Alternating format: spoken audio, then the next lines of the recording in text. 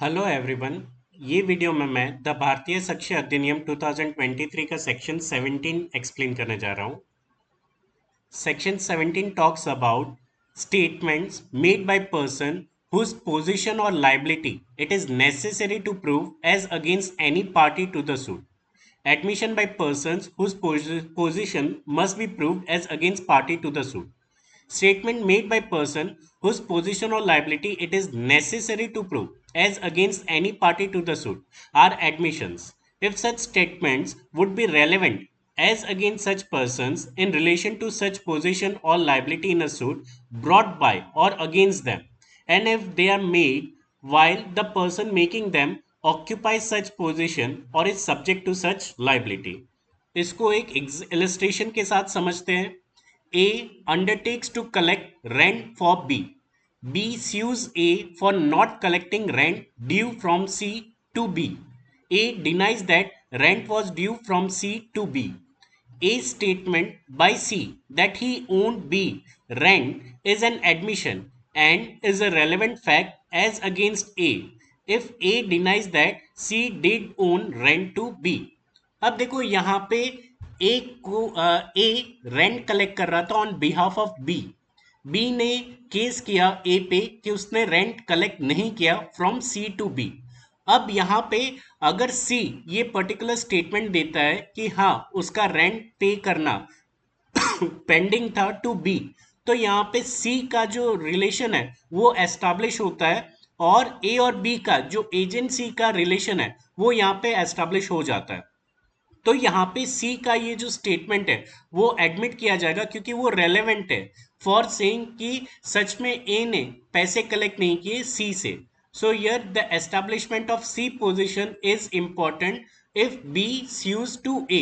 यहाँ पे देखो जो केस चल रहा है वो बी और ए के बीच में ही है, बट यहाँ पे सी रेलेवेंट पार्टी है जो अगर वो स्टेटमेंट बोल रहा है कि हाँ उसका रेंट पे करना बाकी था, तो यहाँ पे बी सक्सीड हो रहा है for claiming that A has not collected the rent which was due from C to B. Section 19 makes it possible to take the evidence of admission of third person who are strangers.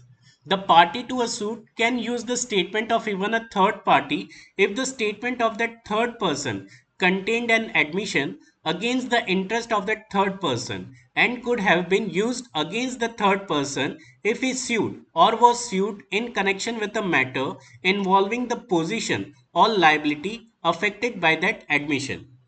यही example ले लीजिए, यहाँ पे B और ए के बीच एक suit file हुआ था, बट यहाँ पे सी दोनों के लिए स्ट्रेंजर, ये सूट के लिए स्ट्रेंजर था, बट क्योंकि यहाँ पे सी ने ये पर्टिकुलर स्टेटमेंट दिया हुआ है कि उसका रेंट बाकी था पे करने के लिए टू बी, तो यहाँ पे इसका जो ये स्टेटमेंट था वो यहाँ पे रेलेवेंट है और एडमिट किया जाएगा for claiming this relation between B and A यहाँ पे बी के बिहाफ पे रेंट कलेक्ट कर रहा था और बी ने यहाँ पे उसके अगेंस्ट केस फाइल किया हुआ है कि ए ने रेंट कलेक्ट नहीं किया फ्रॉम सी, और सी यहाँ पे वही स्टेटमेंट को बोल रहा है कि उसने अभी तक रेंट ए को या बी को नहीं दिया हुआ है। तो यहाँ पे थर्ड पार्टी का जो स्टेटमेंट है वो रिलेशन एस्टेब्लिश कर रहा है बिटवीन बी एंड ए, और यहाँ पे कौन लाइबिलिटी में है या फिर कौन पार्टी सही है ये भी यहाँ पे एस्टेब्लिश हो जाता है।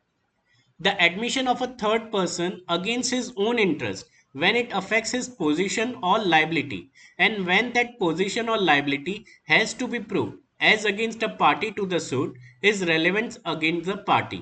The illustration given under section 19 explains how statement of a third party becomes relevant and admissible.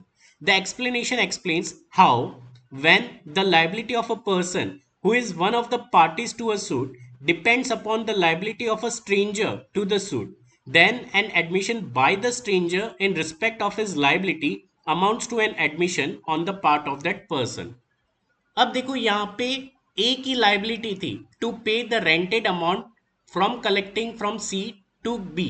ए का यहाँ पे ये राइट था कि वो सी से रेंट कलेक्ट करके बी को फॉरवर्ड किया जाए, बट बी को यहाँ पे रेंट मिला नहीं, वो यहाँ पे रेंट क्लेम कर रहा है ए से। अगर सी यहाँ पे आके ये स्टेटमेंट दे रहा है कि उसका रेंट पे करना ड्यू था, पेंडिंग था, तो देखो यहाँ पे बी के जो राइट्स थे और सी का यहाँ पे जो पोजीशन था ऑफ अ टेनेंट वो यहाँ पे एस्टेब्लिश हो जाता है, और उसकी लाइबिलिटीज यहां पे एस्टेब्लिश हो जाती है towards payment of rent to B.